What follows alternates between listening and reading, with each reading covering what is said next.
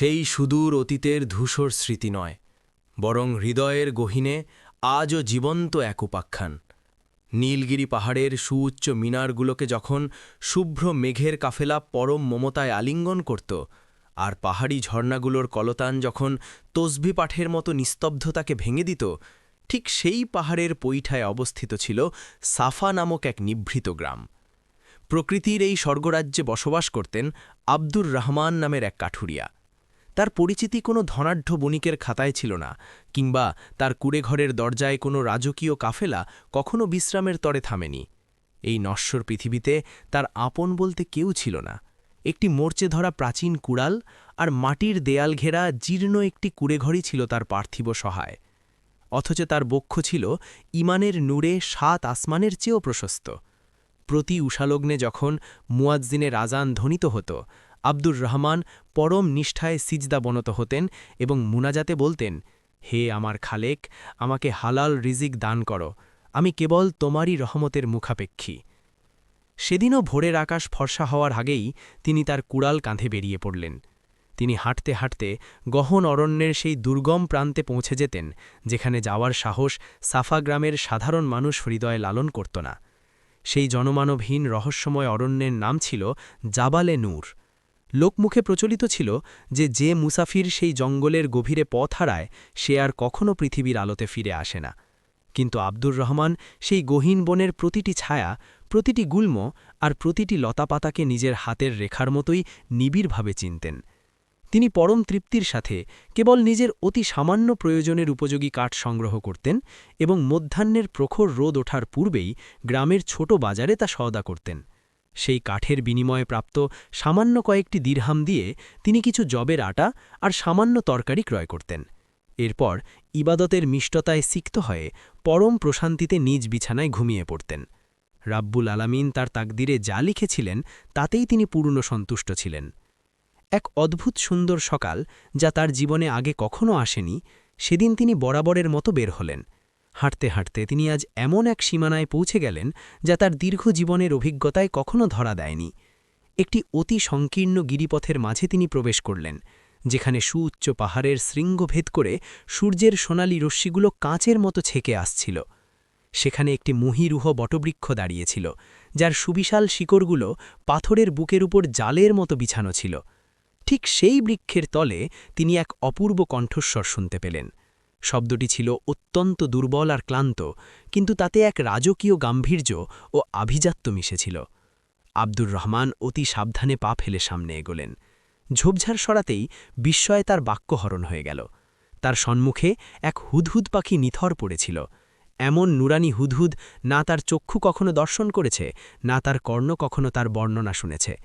পাখিটির ডানাগুলো যেন জান্নাতি নূরের সুতো দিয়ে বোনা, তার উদর স্বর্ণাধ, পৃষ্ঠদেশ পান্নার মতো সবুজ, আর মস্তকে এক টকটকে লাল রাজমুকুট, যেন সে পক্ষীকুলের কোনো মহান সম্রাট। কিন্তু তার ডান দিকের ডানাটি ভেঙে ঝুলেছিল এবং সেখান থেকে তাজা রক্ত খরিত হচ্ছিল। প্রতিটি রক্তের বিন্দু যখন জমিনে পড়ছিল, তখন যেন এক একটি রত্ন হয়ে ঝিলমিল করছিল। আব্দুর রহমান যখন আরও নিকটবর্তী হলেন, হুদহুদটি কম্পিত মস্তকে তার দিকে করুণ দৃষ্টিতে তাকাল। এরপর অতিশয় বিশুদ্ধ ও সাবলীল আরবি মেশানো ভাষায় বলল, হে বানি আদম, দয়া করে আমার নিকটবর্তী হও এবং আমাকে বিপদমুক্ত করো। এক নিষ্ঠুর শিকারীর তীরের আঘাতে আমি আজ জীবন ও মৃত্যুর দোলাচনে দোদুল্যমান। তুমি যদি এমন কোনো পুণ্যকর্ম করতে চাও যা ইহকাল ও পরকাল উভয় জাহানে তোমার মুক্তির ওসিলা হবে, তবে আমাকে কোনো নিরাপদ আশ্রয়ে নিয়ে চলো। শঙ্কা করো না, আমি এই জমিনের কোনো তুচ্ছ বা সাধারণ প্রাণী নই। আব্দুর রহমান বিস্ময়ে একেবারে পাথর হয়ে গেলেন। তার ক্ষণিকের জন্য ভ্রম হল যে তার হয়তো তীব্র জ্বর হয়েছে, কিংবা কোনো অবাধ্য জিন তার সাথে প্রহসন করছে। কিন্তু যখন তিনি পাখিটির শরীর থেকে চুইয়ে পড়া রক্ত আর যন্ত্রণাতুর আঁখি দেখলেন, তখন এক মুহূর্ত কালক্ষেপণ না করে নিজের গায়ের চাদরটি সযত্নে খুলে ফেললেন। তিনি হুদহুদটিকে পরম মমতায় চাদরের ভাঁজে জড়ালেন, যেমন একজন মা তার দুগ্ধপোষ্য সন্তানকে আগলে নেন। এরপর বক্ষ পঞ্জরে চেপে ধরে তিনি দ্রুতপথে দৌড়াতে লাগলেন। দুর্গম পাহাড় আর পিছলি পাথরের পথ পাড়ি দিতে গিয়ে তার কপাল থেকে ঘামের ফোঁটা ঝরছিল, আর হৃদয়ে কেবল এই একটিই তামান্না ছিল যে হুদহুদ পাখিটি যেন পথের মাঝেই শেষ নিঃশ্বাস ত্যাগ না করে। তিনি অতি দ্রুত নিজ কুড়েঘরে এসে উপস্থিত হলেন। তিনি হুদহুদকে নিজের জীর্ণ বিছানায় অতি সযত্নে শুইয়ে দিলেন। আগুন প্রজ্বলিত করলেন এবং নিকটস্থ ঝর্ণা থেকে শীতল জল বয়ে আনলেন। তার পরম শ্রদ্ধেয় মায়ের কাছ থেকে শেখা সেই দুর্লভ ভেষজ লতাপাতা ফুটিয়ে তিনি এক নির্যাস তৈরি করলেন, যা গভীর ক্ষত নিরাময়ে অদ্বিতীয়। নিজের অতি পরিষ্কার আলখেল্লার একটি অংশ ছিঁড়ে তিনি হুদহুদের ভাঙা ডানাকি বেঁধে দিলেন। এরপর বুনো মধুর কয়েক ফোঁটা, যা তিনি হাড় কাঁপানো শীতের দিনের জন্য পরম যত্নে জমিয়ে রেখেছিলেন, তা হুদহুদকে পান করালেন। ঈদের দিনের জন্য সযত্নে তুলে রাখা গোলাপ জলের পাত্রটি তিনি পাখিটির শিয়রে রেখে দিলেন। সমগ্র দিন তিনি পাখিটির শিয়রে বসে রইলেন এবং তার ক্ষীণ নিঃশ্বাসগুলো গুনতে লাগলেন। প্রতি প্রহরে তিনি বিলাপ করে দোয়া করছিলেন, হে মালিক, তুমি আল শাফি, তুমি আল কাইয়ুম, এই নিরপরাধ জীবটিকে আরোগ্য দান করো। আমি কেবল তোমারই সন্তুষ্টির প্রত্যাশায় একে সেবা করছি। প্রথম রজনী অতিক্রান্ত হল। দ্বিতীয় এবং তৃতীয় রজনীও কেটে গেল। হুদহুদ তখনও জীবিত ছিল, কিন্তু তার নয়নযুগল উন্মিলিত করত না। কেবল মধু পান করার সময় তার শরীরে সামান্য স্পন্দন দেখা যেত। সপ্তম দিনের প্রভাতে যখন অন্ধকারের চাদর অপসারিত হল এবং কুড়েঘরের একটি ক্ষুদ্র ছিদ্র দিয়ে সূর্যের পয়লা নূরের রশ্মি ভিতরে প্রবেশ করল, হুদহুদটি সহসা চক্ষু মেলল। সে আব্দুর রহমানের দিকে অপলক দৃষ্টিতে তাকাল। তারপর আগের চেয়েও অনেক বেশি তেজোদ্দীপ্ত কণ্ঠে বলল, তুমি আমাকে নতুন হায়াত দান করেছ। হে আদম সন্তান, আমি কখনো বিস্মৃত হই না যে কে আমার ওপর রহম করেছে। আমি কোনো সাধারণ হুদহুদ নই, আমি সেই মুবারক হুদহুদের বংশধর যে নবী সুলাইমান ইবনে দাউদ আলাইহিসসালামের দরবারে খিদমত করত। আজও আমার ধমনীতে সেই যুগের কিছু বরকত ও মোজেজা অবশিষ্ট আছে। যদি তোমার হৃদয়ে আমার এই স্বর্ণাভ পালকের প্রতি কিঞ্চিত লালসা থাকত, যদি তুমি আমাকে কোনো ধনকুবেরের কাছে বিক্রি করার কুচিন্তা করতে, তাহলে আজ হয়তো আমি কোনো লোহার খাঁচায় অথবা কালো খাদ্য হিসেবে হাঁড়িতে থাকতাম। কিন্তু তুমি দয়া ও এহসানকে বেছে নিয়েছ, আর দয়ার প্রতিদান আল্লাহ রাব্বুল আলামিন অতি সত্বর কিংবা বিলম্বে অবশ্যই প্রদান করেন। একথা বলে পাখিটি ক্ষণকাল নীরব রইল, যেন সে নিজের অবশ ডানাগুলোর শক্তি পরীক্ষা করছিল। তারপর মস্তক উন্নত করে বলল, এখন আমাকে এই কুড়েঘরের বহির্গছে নিয়ে চলো। আজ রাতে আমাকে পূর্ণিমার চাঁদের আলোতে মুক্ত অবস্থায় রেখো। সেই নূরের মাঝেই আমার সম্পূর্ণ শিফা নিহিত আছে।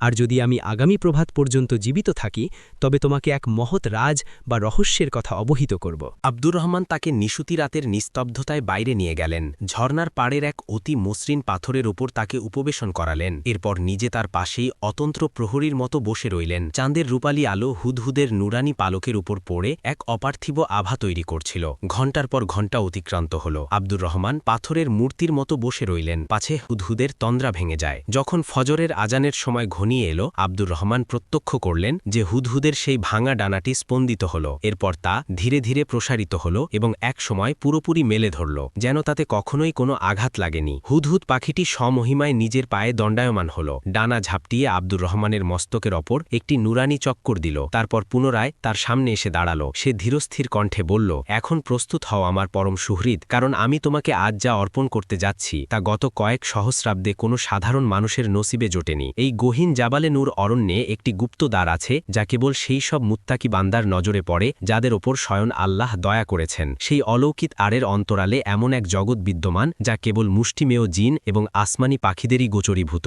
এক স্বর্ণময় জগৎ, যেখানে মাটি হল খাঁটি সোনা, পাহাড়গুলো স্বর্ণপিণ্ড আর নদীগুলো মধু ও দুগ্ধের। কিন্তু সেই সুপ্ত দ্বার বিশেষ তিনটি রহস্যময় বাক্য ছাড়া কখনো উন্মোচিত হয় না। যে ব্যক্তি সেই রহস্য ব্যতীত দ্বার খোলার ধৃষ্টতা দেখাবে, সে কিয়ামত অবধি ঘোর অন্ধকারে গোলক ধাঁধায় বিচরণ করবে। এরপর হুদহুদ আব্দুর রহমানের কানের কাছে মুখ নিয়ে অতি গোপনে তিনটি অদ্ভুত বাক্য ফিসফিস করে উচ্চারণ করল এবং কাঠুরিয়ার পবিত্র মন সেই বাক্যগুলোর নিগূঢ় অর্থ হৃদয়ে গেঁথে নিল। অন্ধকারে নূর, পবিত্র মন যা লালসা করে না, এক কদম পেছনে। পরক্ষণেই হুদহুদ ডানা মেলে অনন্ত আসমানের দিকে পাড়ি জামালো, মেঘের আড়ালে এক নক্ষত্রের মতো হারিয়ে গেল এবং চিরতরের জন্য দৃষ্টির অগোচরে চলে গেল। আব্দুর রহমান কিংকর্তব্য বিমূঢ় হয়ে আসমানের দিকে তাকিয়ে দাঁড়িয়ে রইলেন। তার মনে হল, এটি কি কোনো দিবাস্বপ্ন ছিল নাকি কোনো অশরীরী জিনের মায়া। তিনি ঘটনাটিকে অস্বীকার করার প্রচেষ্টা করলেন, কিন্তু জমিনের ওপর শুকিয়ে থাকা সেই রক্ত আর তার বিছানায় সযত্নে রাখা একটি জলজলে সোনার পালক এই সাক্ষ্য দিচ্ছিল যে প্রতিটি ঘটনাই ধ্রুব সত্য ছিল। তার অন্তরে এক অদ্ভুত আগুনের সৃষ্টি হল। তা কোনো জাগতিক লালসার আগুন নয়, বরং খোদাই নিদর্শনের বিস্ময়। তিনি চাক্ষুষ করতে চাইলেন,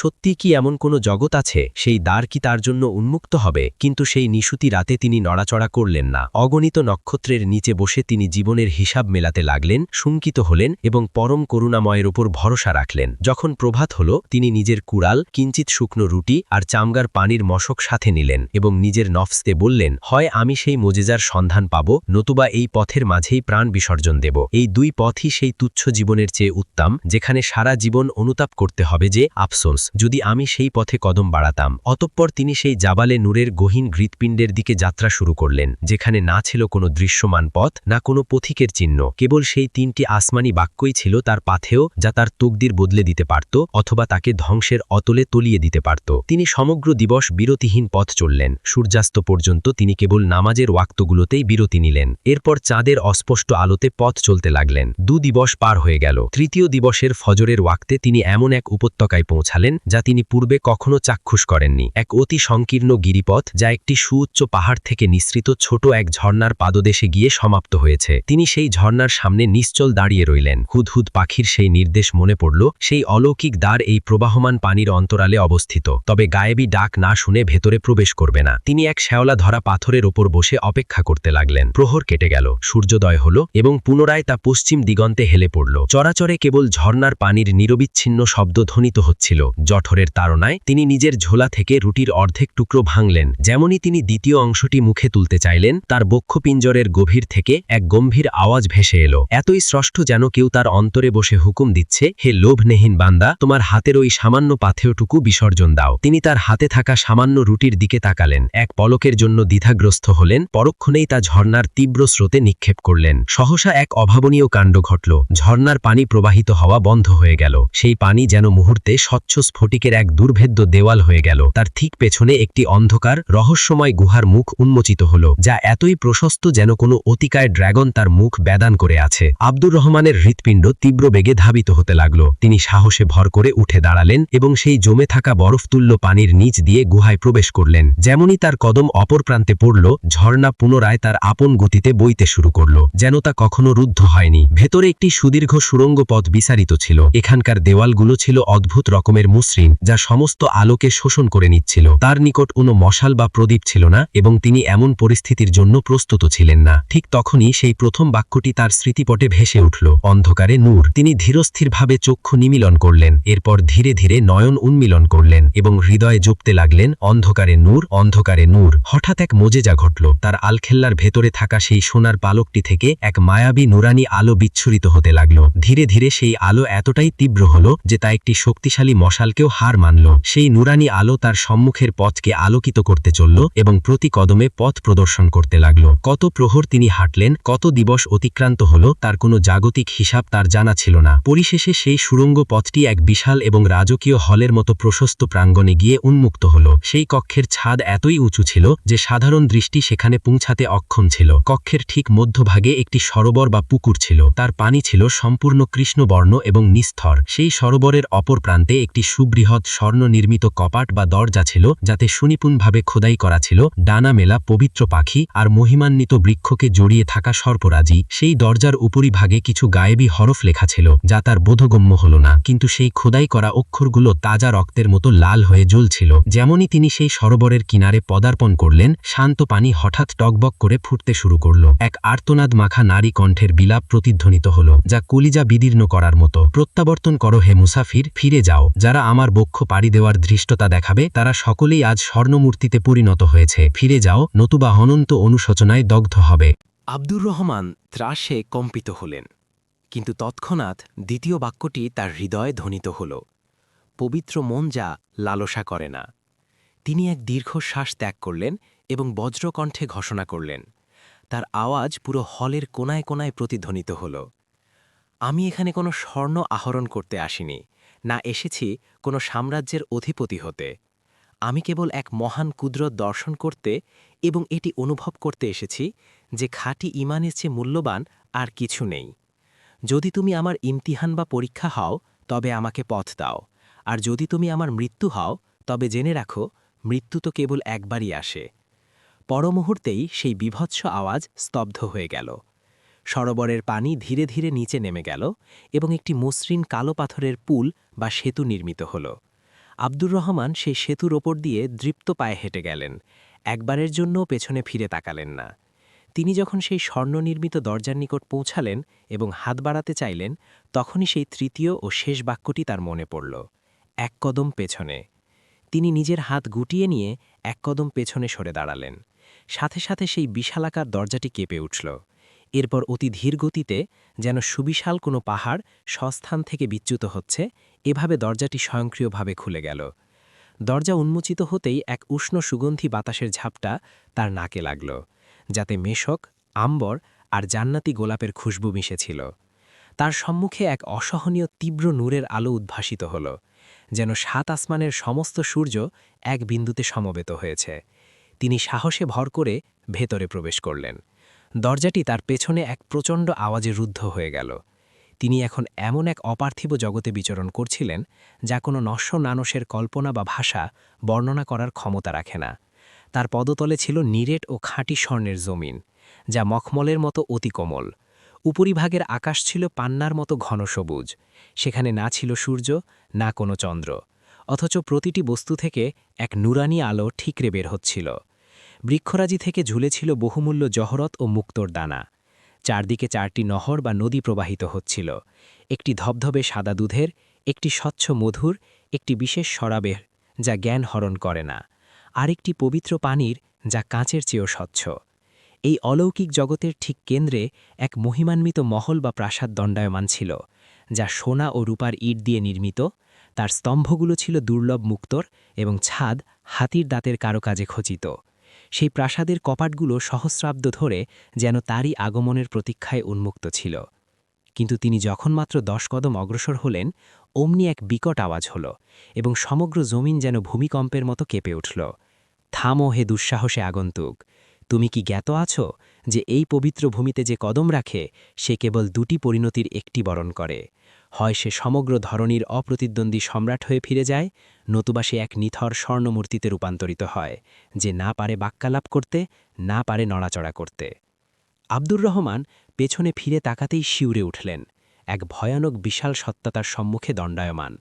তার উচ্চতা একটি বিশালাকার খেজুর বৃক্ষের ন্যায়। শরীর যেন দাউ দাউ করে জ্বলা কালো আগুনের তৈরি। চক্ষুদয়ের জ্বলন্ত অঙ্গার এবং হস্তদয় এক অগ্নি উগ্রানো তলোয়ার শোভা পাচ্ছে। সে ছিল এই স্বর্ণজগতের অতন্ত্র প্রহরী। নবী সুলাইমান আলাইহিসসালামের তীরধানের পর কোনো নশ্বর মানুষ তাকে দর্শন করেনি। প্রহরী এক কদম সম্মুখপানে এগিয়ে এলো। সমগ্র জমিন থরথর করে কেঁপে উঠল। এরপর সে গম্ভীর স্বরে বলল, এখন তোমার পছন্দ বেছে নাও। যতটা মন চায় এই স্বর্ণরাজি গ্রহণ করো, চক্ষু ও হস্ত পূর্ণ করো, অথবা যেখান থেকে এসেছ সেই অভাবী জীবনে ফিরে যাও এবং আর কখনো এই পথে ফিরে এসো না। তবে সাবধান, যদি কিঞ্চিত লালসা তোমার মনে স্থান পায়, তবে কিয়ামত অবধি এখানেই স্বর্ণমূর্তি হয়ে দাঁড়িয়ে থাকবে। আব্দুর রহমান চারিদিকে একবার দৃষ্টিপাত করলেন। সোনার সুউচ্চ স্তূপগুলো হীরা জহরতের মতো চকমক করছিল। একটি রত্নখচিত মুকুট যেন তাকে হাতছানি দিয়ে ডাকছিল। সোনার পানপাত্র, যাতে জান্নাতি ফল কখনোই নিঃশেষ হয় না। তার হৃৎস্পন্দন দ্রুততর হল। লালসা নামক সেই কালো পাখিটি তার মনের খাঁচায় ডানা ঝাপটাতে চাইল। কিন্তু তখনই তিনি সেই আহত হুদহুদের করুণ মুখচ্ছবি শ্রবণ করলেন। তার সেই আর্তনাদ এবং এই চরম সত্য যে সেই পাখিকে বিক্রি করে তিনি এক রাতেই পৃথিবীর শ্রেষ্ঠ ধনী হতে পারতেন। কিন্তু তিনি কেবল দয়া ও আল্লাহর সন্তুষ্টি বেছে নিয়েছিলেন। তিনি এক দীর্ঘশ্বাস নিল এবং পরম নির্ভরতায় বললেন, আমার জন্য এটাই সর্বোত্তম যে আমি এমন এক খোদাই কুদরত দর্শন করেছি যা ইতিপূর্বে কোনো মানুষের নসিব হয়নি। আমার আত্মা আজও পবিত্র ও জীবিত, এটাই আমার শ্রেষ্ঠ অর্জন। তোমার এই পাহাড়সম স্বর্ণরাজি আমার রবের কাছে যাওয়ার পথে কেবল এক বোঝাই হয়ে দাঁড়াবে। প্রহরী এক অদ্ভুত মায়াবী হাসি দিল। তার সেই বিভীষিকাময় কালো আগুন মুহূর্তে সাদা নুরানি আলোতে রূপান্তরিত হল। সেই ভয়ানক প্রহরী এক দীর্ঘকায় দাড়িওয়ালা জ্যোতির্ময় বৃদ্ধে পরিণত হলেন, যার ললাট পূর্ণিমার চাঁদের মতো জ্বলজ্বল করছিল। তিনি বললেন, হে ইমানদার বান্দা, মোবারকবাদ, তুমি প্রথম কঠিন ইমতিহানে কামিয়াব হয়েছ। কিন্তু মনে রেখো, এই স্বর্ণজগৎ এত সহজে কাউকে প্রস্থান করতে দেয় না। এখনও তোমার সম্মুখে দ্বিতীয় পরীক্ষা বিদ্যমান, এরপর তৃতীয়, এবং এভাবে মোট 7টি স্তর তোমাকে অতিক্রম করতে হবে। প্রতিটি স্তর আগেরটির চেয়ে বহুগুণে কঠিন। যদি জীবিত ও স্বাধীনভাবে ফিরে যেতে চাও, তবে আমার অনুসরণ করো। এরপর তিনি সেই আলিশান প্রাসাদের দিকে ইঙ্গিত করলেন, যেখানে 7টি রহস্যময় দরজা তার প্রতীক্ষায় ছিল। প্রতিটি দরজা নিজ নিজ গহনে এক একটি মহাজাগতিক রহস্য লুকিয়ে রেখেছে।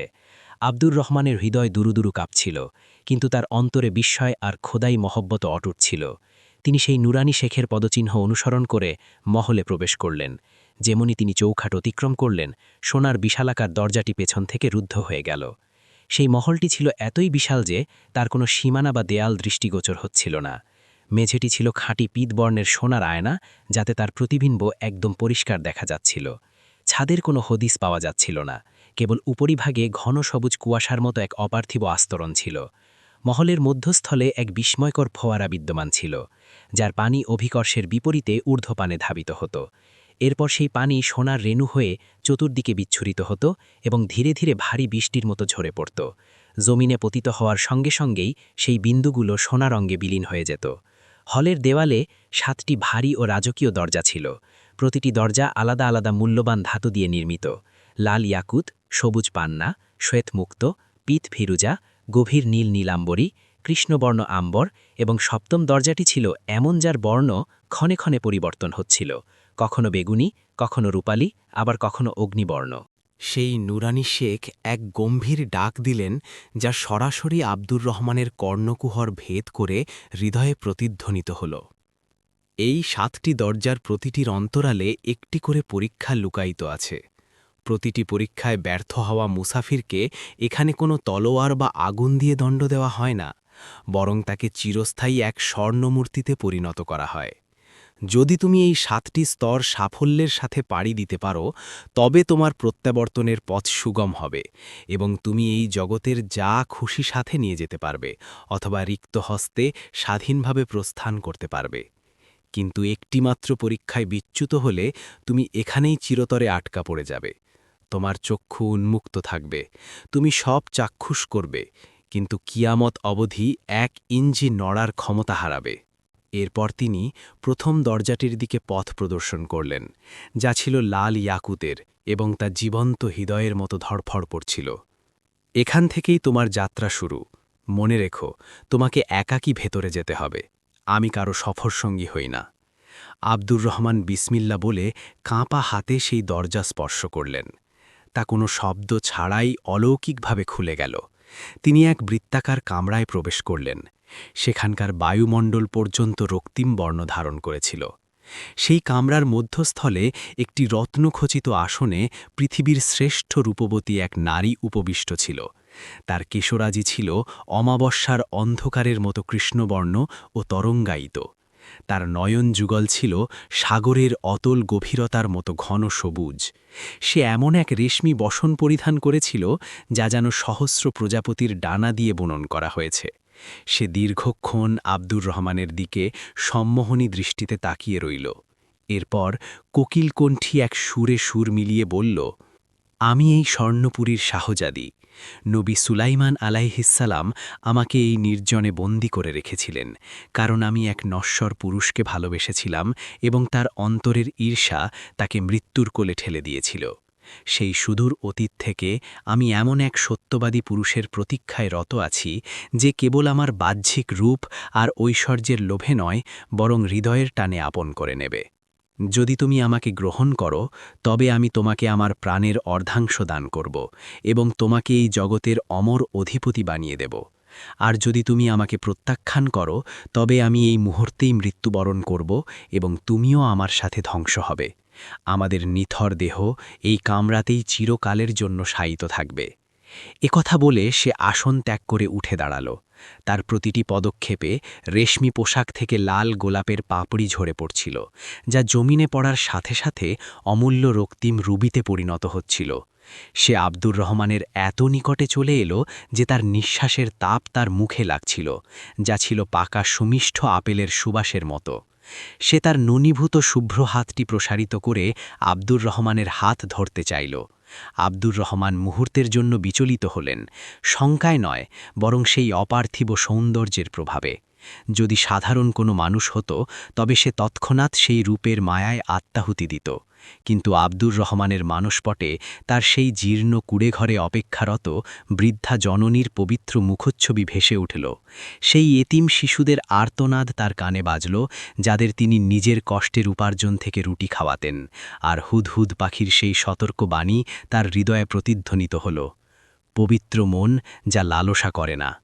তিনি অতি নম্রতার সাথে নিজের হাতটি সরিয়ে নিলেন, মস্তক অবনত করে অত্যন্ত আদবের সাথে বললেন, হে শাহজাদি, যদি আমি কোনো বন্ধনে আবদ্ধ না থাকতাম তবে তোমার এই প্রেমার্ত বাহুডোরে জীবন বিসর্জন দিতেও দ্বিধা করতাম না।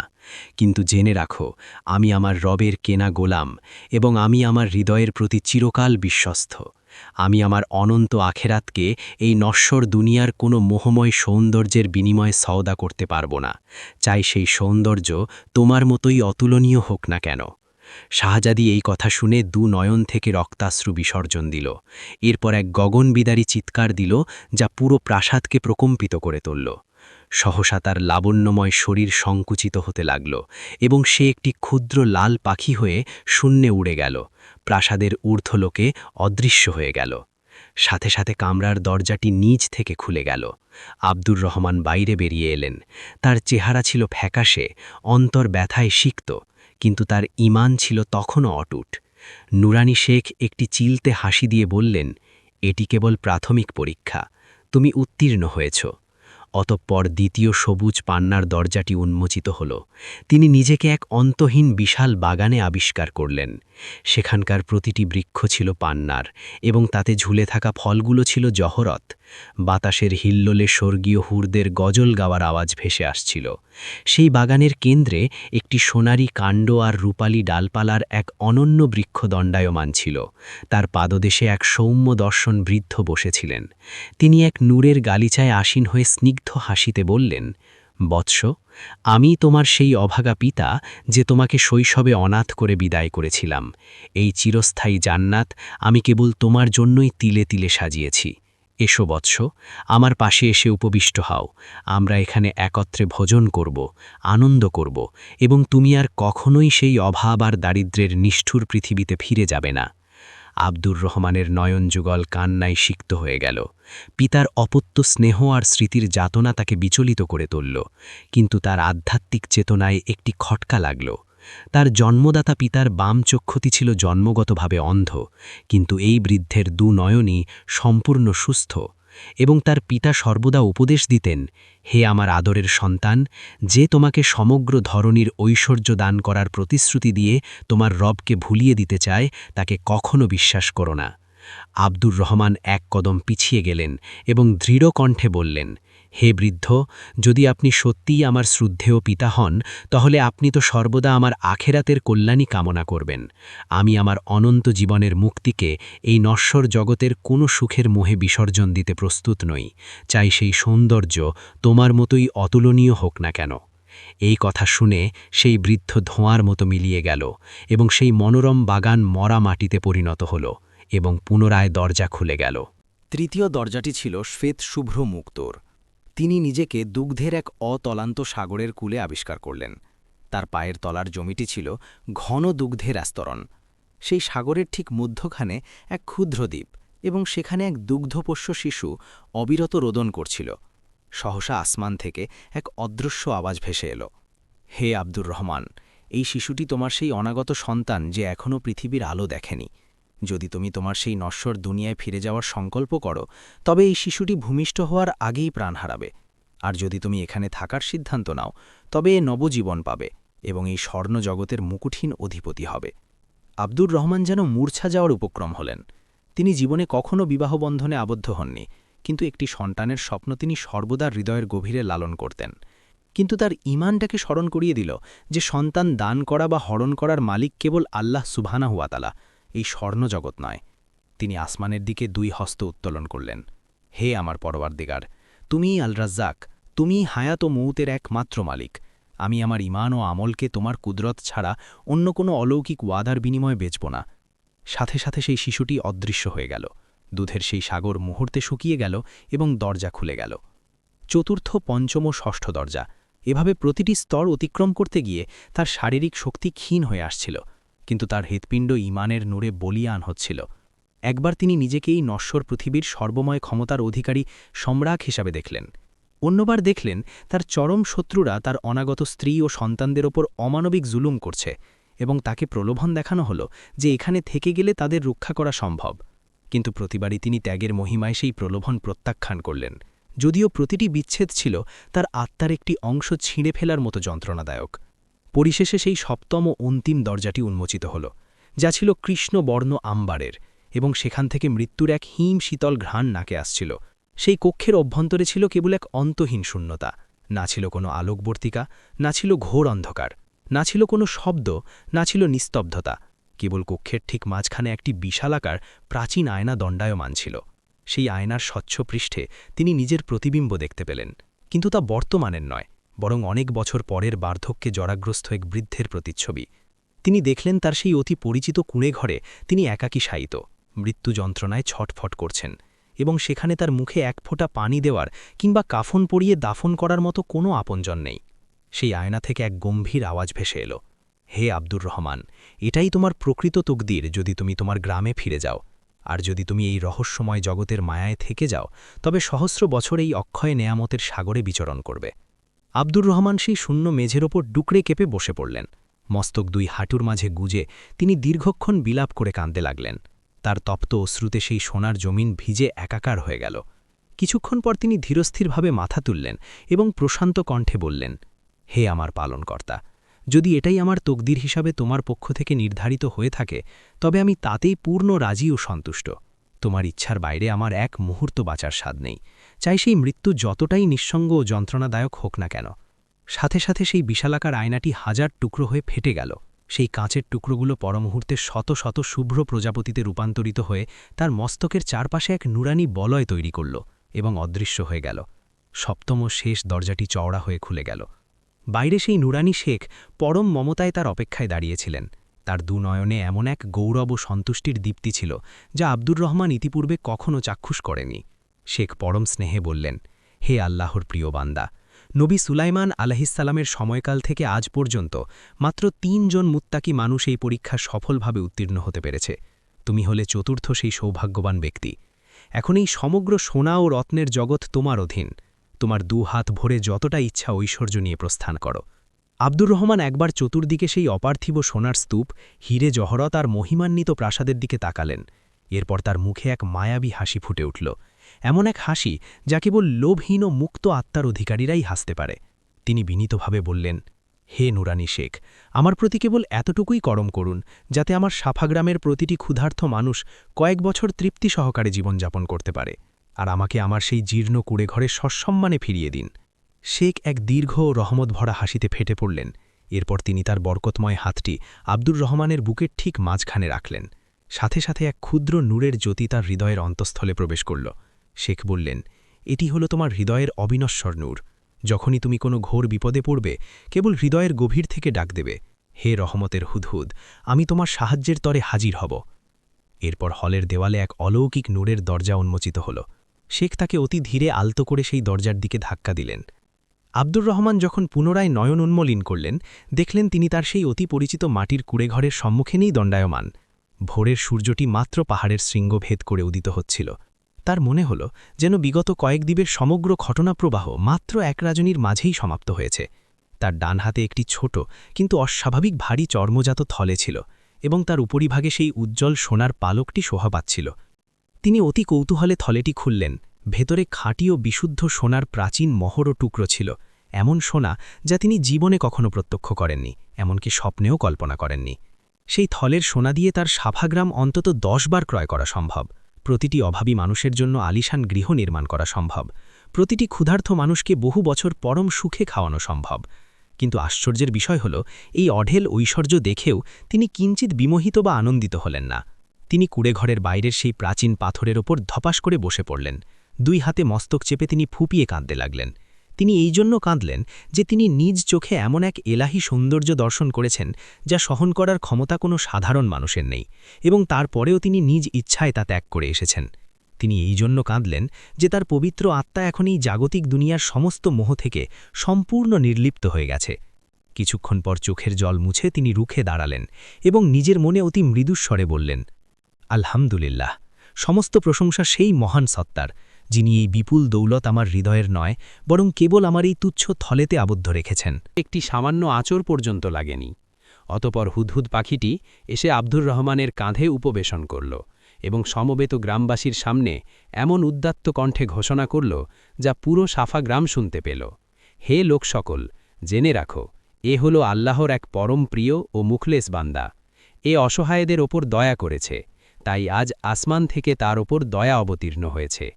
এ আল্লাহর সন্তুষ্টির তরে দুনিয়ার মোহ ত্যাগ করেছে, তাই তাকে অগণিত নেয়ামত দান করা হয়েছে। এ অকাতরে বিলিয়ে দিয়েছে, তাই রব তাকে প্রকৃত মালিক বানিয়ে দিয়েছেন। তোমরা যারা আল্লাহর বরকত ও রহমত প্রার্থনা করো, তারা তার সৃষ্টির ওপর দয়া ও করুণা প্রদর্শন করো।